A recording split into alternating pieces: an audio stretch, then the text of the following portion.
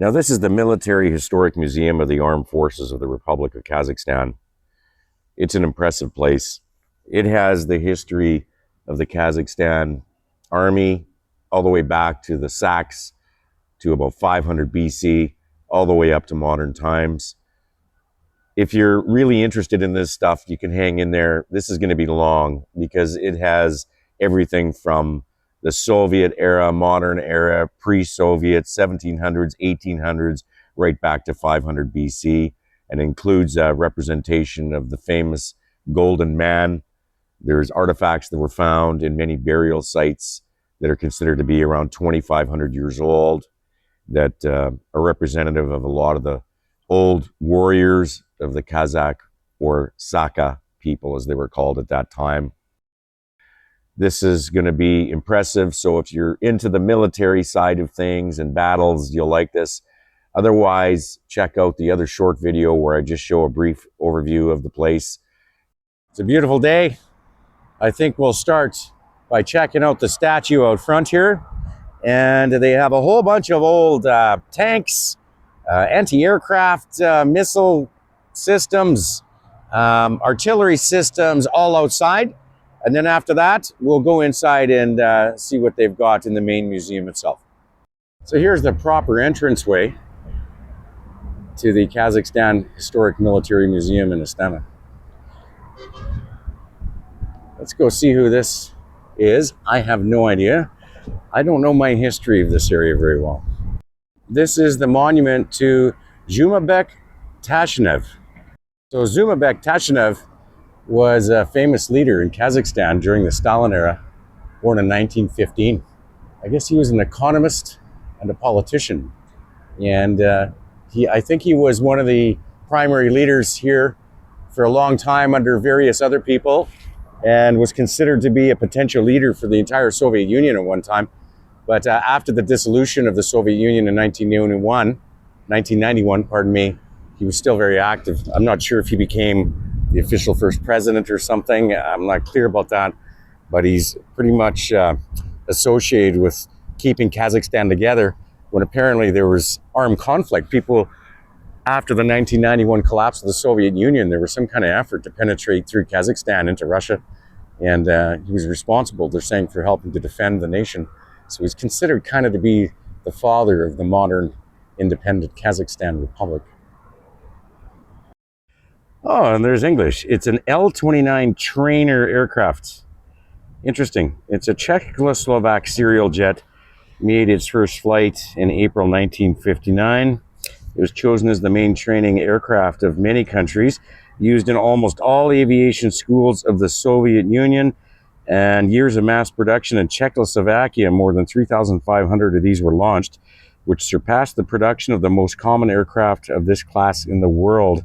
It was in service for more than 15 countries in 1992 when the operation was discontinued. Oh, it's a border boat, a Sapsan. It's a Kazakhstani made, it says. Interesting, the lettering on it is different than the Russian lettering. More Turkish or Kazakh, I suppose.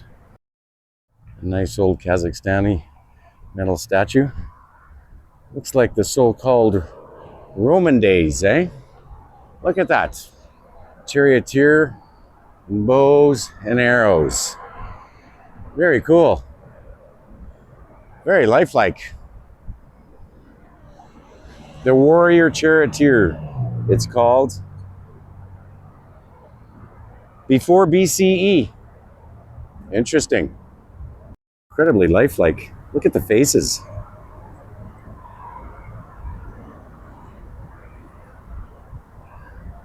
Pretty impressive.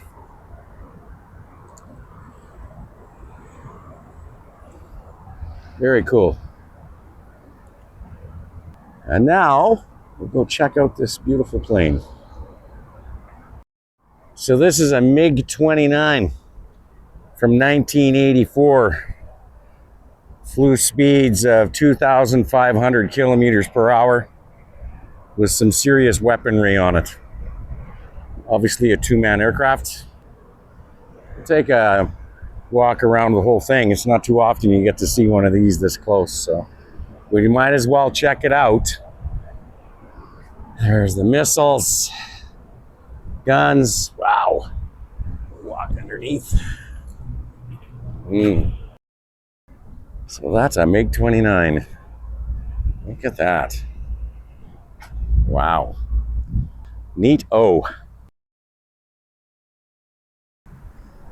That looks like an old anti-aircraft missile system.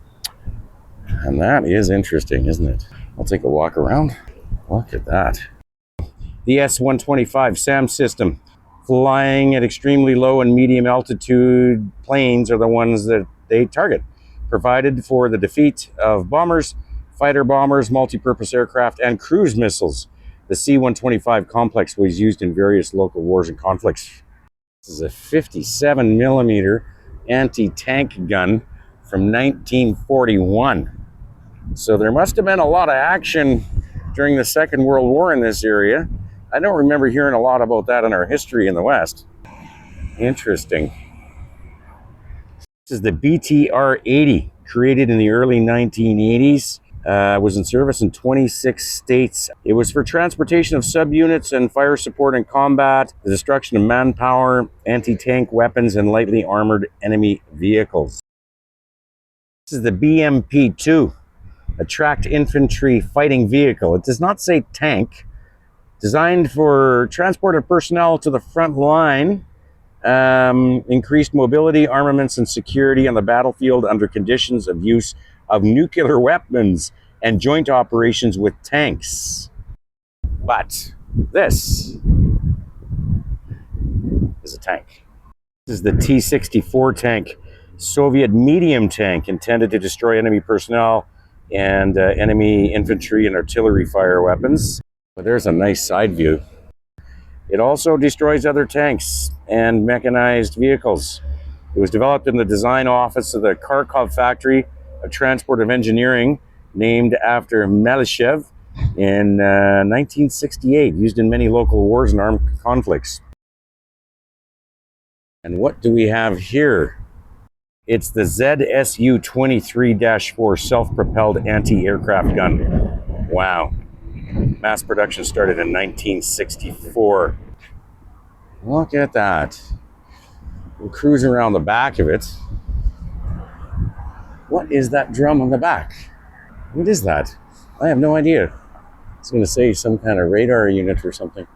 Receiving unit. It might be. It has wires connected to it. Very interesting looking thing. Let's walk around the front.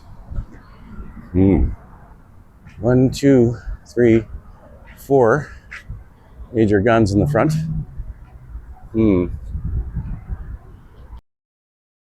And some other look like movable missile batteries on trucks, of course. Another tank, a couple more tanks. Wow, let's start, or I should say, let's continue with the tanks. Let's go to the end. Look at the size of the gun on that thing. Oh my. The 2S3 Aketsia self-propelled gun. This thing is huge. Started production 1971. Destroys manpower, artillery, and mortar batteries, rocket launchers, and tanks.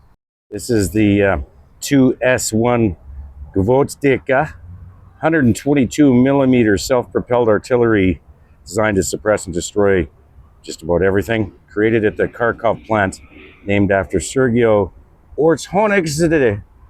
The MLRS Grad multiple rocket launcher. Wow. 1963, it was adopted. 30 armies used it in the world, it says. Has 40 guides. It's 122 millimeter. Each projectile weighs 66.35 kilograms. Here's the last mobile launcher. That one has some pretty big launch tubes on it. This is the 9K57 Hurricane reactive salvo fire system, it calls itself. It's designed to destroy just about everything. It says, oh, this can fire up to 35 kilometers. It's actually still in service. Interesting, 220 millimeter guns. And wow, the projectile masses on these are 280 kilograms. And there's cool statues of old Kazakh warriors out front. Yep, pretty cool.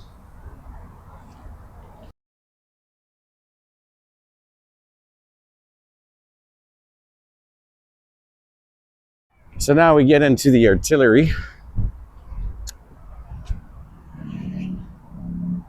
This is a 152 millimeter howitzer, 1941, it says. So I suppose it was used in the Second World War. It's interesting how the Western armies and the Russian armies all had howitzers. How does that work? I don't know my history on artillery, but that does seem interesting to me that they have the same weapons, considering they were supposed to be fighting each other. And then there's this guy here. This is smaller. And from what I can see here, this guy here is the 22 millimeter howitzer, the M30. Similarly, I guess we could say it's from around the same time frame, even though it doesn't specifically say. Oh, it does. Okay, 1939 to 1955. So this smaller unit was produced prior to the bigger howitzer. Wow. And then here's another long barrel gun. So this one must shoot a lot longer. By the way, let's go back and look. What does it say here? It says the distance on these 12 kilometers, this guy. So that's the 22 millimeter howitzer. Wow, the 152 millimeter howitzer is 13.7 kilometers. So they're not that much different in distance, obviously in impact though. Now this guy, I'm gonna guess, can go longer. Let's guess. If those ones are 12 or 13 kilometer, this one must be 20. Look at the length of that barrel. What do you think? Any chance of me being right? Let's go have a look. This 100 millimeter anti-tank gun, the MT-12 Rapira, could shoot, 8.2 kilometers, half as much as the other ones. See, that's strange to me. It seems to me with the longer barrel, it would go farther, but no. But this is anti-tank unit, I guess. So I guess that's different. And one more. So that must be an anti-tank unit as well. This is the 85 millimeter anti-tank, yes, gun. The D48.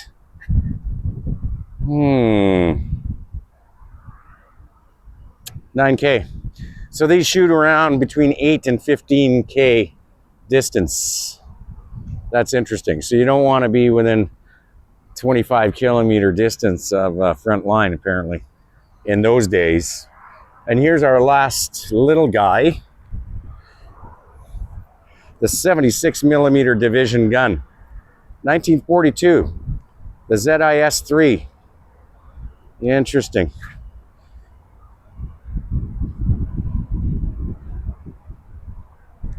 Well, I don't know. The distance on this guy, 13. So they're all both the same. Both 13K. Okay. And then this guy has a big shell. 52 millimeter howitzer gun from 1937. This is a 152 millimeter mortar from 1931, it says. I guess it's called the GAU 52 G521. It's quite the number. And that would launch some pretty big mortars in 1931. Now, I assume it says, well, let's see.